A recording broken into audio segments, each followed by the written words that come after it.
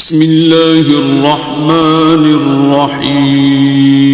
حضرت محمد مصطفیٰ صلی اللہ علیہ وسلم ایک دفعہ سفر کر رہے تھے کہ آپ صلی اللہ علیہ وسلم نے اپنے ساتھیوں سمیت ایک جگہ پڑاؤ ڈالا۔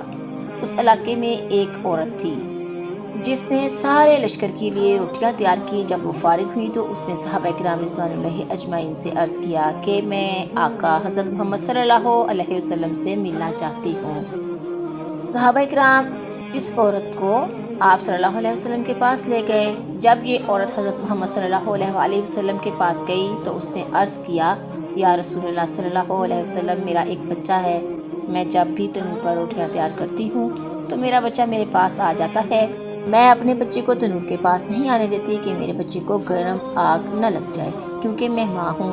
ماں کا دل بہت ہی نرم و نازک ہوتا ہے، وہ اپنی پیدا کی ہوئی اولاد کو کس طرح سے مشکل میں دیکھ سکتی ہے۔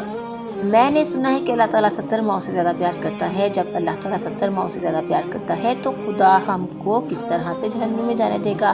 حدیث پاک میں ہے کہ اللہ تعالیٰ کے آخری نبی حضرت محمد صلی اللہ علیہ وسلم نے اس عورت کی بات سن کر اپنا سر جھکا لیا۔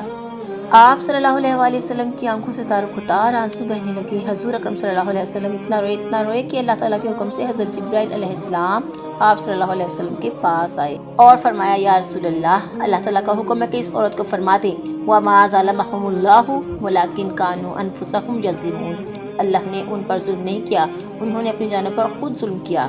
اللہ تعالیٰ تو چاہتا ہے کہ میرا بندہ مجھ سے مانگے، کیا مانگتا ہے میں اس کو عطا کرنے کے لیے تیار ہوں۔ یہ لوگ خود توبہ نہیں کرتے۔